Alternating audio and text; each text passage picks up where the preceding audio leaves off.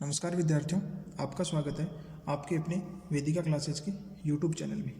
आज हम बात करेंगे आगे ड्राइंग शीट नंबर 9 की, जिसमें अपन निर्माण करना सीखेंगे पेंटागल पिरामिड, यानी पंचभुज के ऊपर पिरामिड का निर्माण कैसे किया जाएगा। पंचभुज का निर्माण अपन ने सेमी सर्कल मेथड के द्वारा पहले वाले वीडियो में कर चुके हैं। अगर आपने वो वीडियो विद्यार्थियों नहीं देखे हैं तो प्लेलिस्ट में जाके आप अपन देख सकते हैं। तो पंचभुज के ऊपर पिरामिड का निर्माण करने के लिए अपने पास दो माप होनी चाहिए। एक तो पंचभुज की भुजा की माप, और एक इस जो पिरामिड बनेगा अपना उसकी हाइट की माप। तो अपन उदाहरण के तौर पे अपनी जो एक पंचभुज है उसकी माप मान लेता हूँ मैं अपनी 5 सेमी, और जो दूसरी भुजा हाइट होगी h, जिसे पिरामिड की, उसे अपन मान लेते 12 सेमी। उदाहरण के तौर पे मैंने दोनों मानों को मान लिया है 5 व 12। अब अपन सर्वप्रथम आधार की रचना करेंगे 5 सेमी का। तो स्केल की सहायता से आप सभी 5 सेमी का आधार निर्माण कर लें।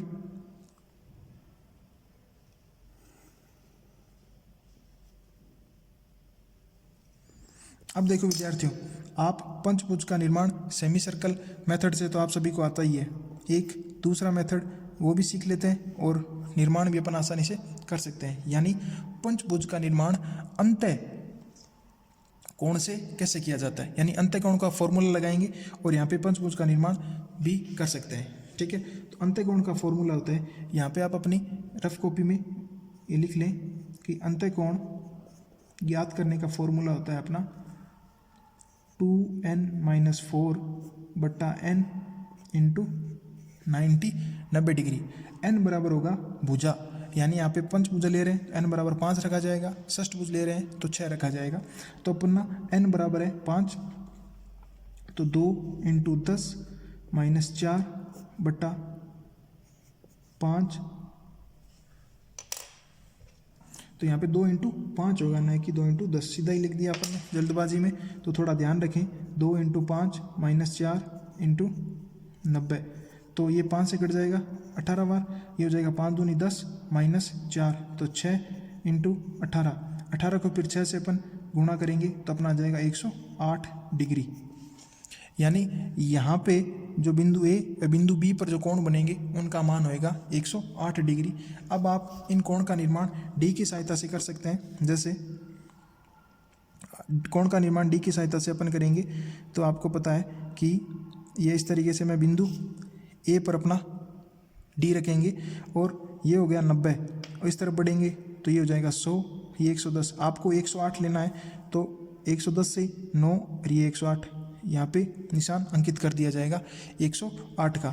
और इसी तरीके से बिंदु बी पर भी अपन डी की सहायता से या चांदे की सहायता से 108 का निर्माण कर देंगे। ये 90, ये 100, 110, 108 का करना है तो ये 109 और ये 108, यानी 110 से एक कदम पीछे चलेंगे अपन। इस तरीके से मैंने दोनों निशान अंकित कर दिए। अब मैं इन दोनों को स्केल की सहायता से मिला दूंगा। देखो इस तरीके से साफ सुथरा।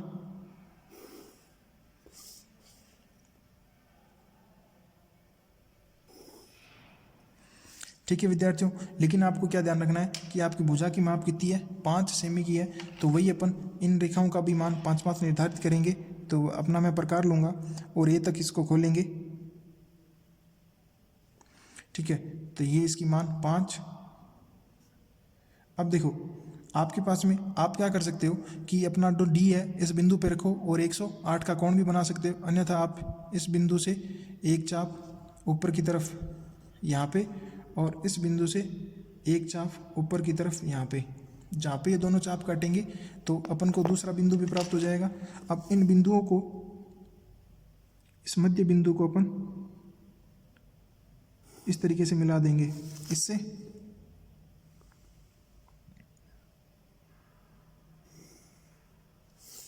ठीक है विद्यार्थियों, तो देखो यह भी भुजा 5, 5, 5, 5 और 5, यानी पंचभुज का निर्माण हो चुका है। एक्स्ट्रा जो भी अपनी है अपन उसे मिटा भी सकते हैं। तो ये वो है अपना पहले तो पंचभुज का निर्माण। ठीक है, पंचभुज पिरामिड का निर्माण कर रहे हैं तो सबसे पहले अपन को पंचभुज का निर्माण करना होगा।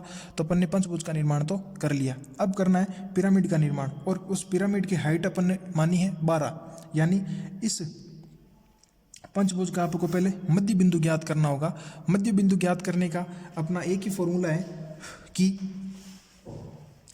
1 2 3 इन तीनों रेखाओं का समद्वि भाजन करो, और समद्वि भाजन जिस बिंदु पे काटेगा वह बिंदु इसका क्या होगा, मध्य बिंदु होगा।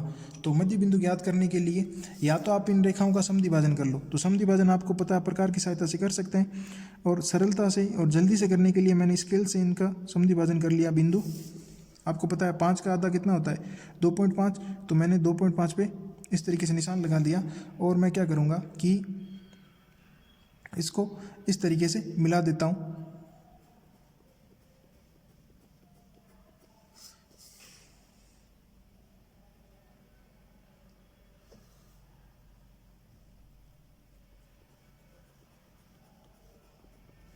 ठीक है विद्यार्थियों, और अपने पे जो आधार है उसका भी समद्वि भाजन करेंगे तो कुछ इस तरीके से।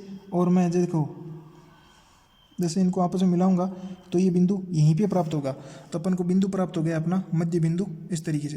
बाकी जो अपन ने समद्वि भाजन किया ये सिर्फ अपन को मध्य बिंदु प्राप्त करने के लिए करना है, तो बाकी जो किए गए क्रिया को अपन वापस साफ कर देंगे।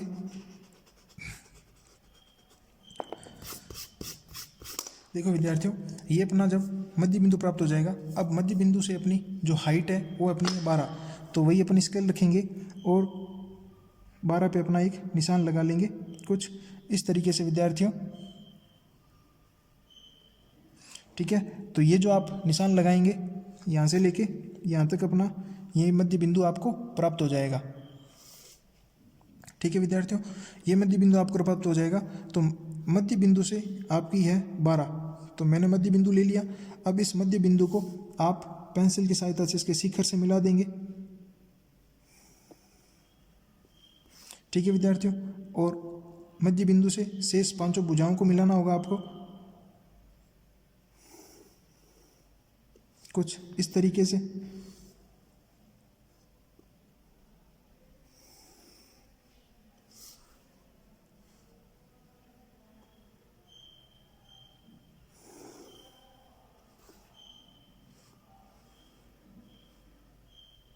रेखाओं को मिलाने में थोड़ी सावधानी जरूर रखें।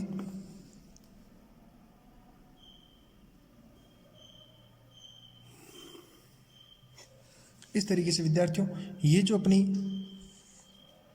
आकृति बनी है ये होगी आपकी पंचभुज। तो ये अपना बन गया पंचभुज, और पंचभुज के ऊपर ये अपना पिरामिड। तो देखो विद्यार्थियों, इसमें अब अपन को क्या करना होगा, कौन कौन सी भुजाएं अपन को दिखेगी और कौन कौन सी भुजा नहीं दिखेगी, उनको निर्धारण करने के लिए जैसा ये पंचभुज का भाग है तो आपको पता है कि ये भुजा अपन को दिखाई देगी, ये भी दिखाई देगी, ये भी दिखाई देगी, लेकिन ये जो पीछे वाली भुजा आपको पता है दिखाई नहीं देगी। तो अर्धेश भुजाओं को लिखने के लिए अपन इनको थोड़ा सा डैश डैश के रूप में इसे ऐसे आपको पता होना चाहिए भी ये भुजा अपन को दिखाई देगी और ये भुजा अपन को दिखाई नहीं देगी, इसलिए आप इसमें से थोड़ा डैश डैश कर भी सकते हैं। और देखो सामने वाली ये बड़ी भुजा दिखाई देगी, ये भी देगी, लेकिन ये पीछे वाली भुजा भी आपको पता है दिखाई नहीं देगी, तो अपन इसे रबड़ की सहायता से कुछ थोड़ा मिटा देंगे ताकि ये डैश डैश अर्धेश भुजा या अर्धेश रेखा लगे। अब इसका विमांकन करना है आपको, तो विमा आपको पता है, आधार की रचना आपको पता है अपन ने 5 सेमी की है, तो अपन लिखेंगे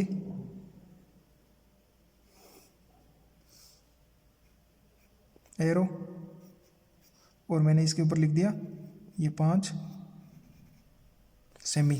ठीक है विद्यार्थियों, अब इसकी हाइट की बात करनी है, तो हाइट आपको पता है मध्य बिंदु से लेंगे, तो मैंने मध्य बिंदु से लेने के लिए मैंने अपना सीधी रेखा प्राप्त करने के लिए आप सेट स्क्वायर का प्रयोग कर सकते हो। मध्य बिंदु से मैं देखो रेखा या डायग्राम के अंदर मैं डैश डैश से लाइन को लूँगा और फिर आगे से सीधी लिख लेता हूँ यहाँ पे इस तरीके से, और ऊपर से भी आप इसे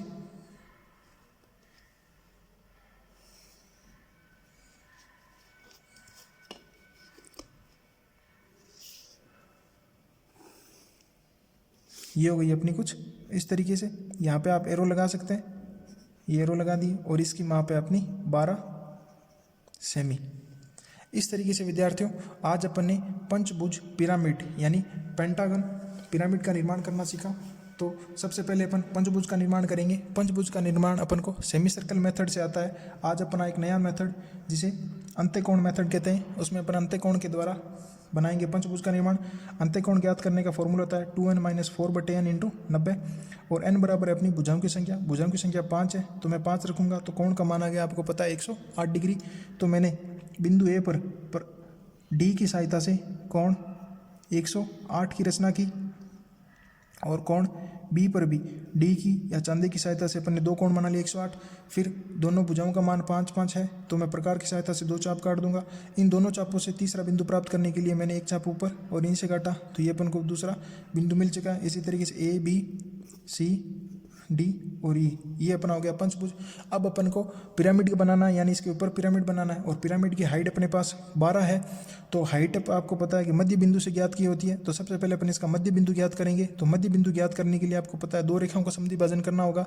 जब आप दो रेखाओं को समद्विभाजन करोगे तो वो जिस बिंदु पे काटेंगे वो इसका मध्य बिंदु होगा। तो मध्य बिंदु प्राप्त होने के बाद आप स्केल की सहायता से अपना 12 सेमी ऊपर एक बिंदु ले लेंगे, बिंदु अंकित कर देंगे और इस बिंदु को नाम आपने ओ दे दिया। अब इस बिंदु ओ से पंचभुज की सभी सिरों को ए बी सी डी को अपन पेंसिल की सहायता से मिला देते हैं। तो ये बनी आकृति आपकी होगी पंचभुज पिरामिड या जिसे पेंटागन पिरामिड कहा जाता है। विद्यार्थियों अगर वीडियो आपको अच्छा लगे तो लाइक शेयर जरूर करें। अगर आप चैनल पर नए हैं तो चैनल को सब्सक्राइब करना ना भूलें। धन्यवाद।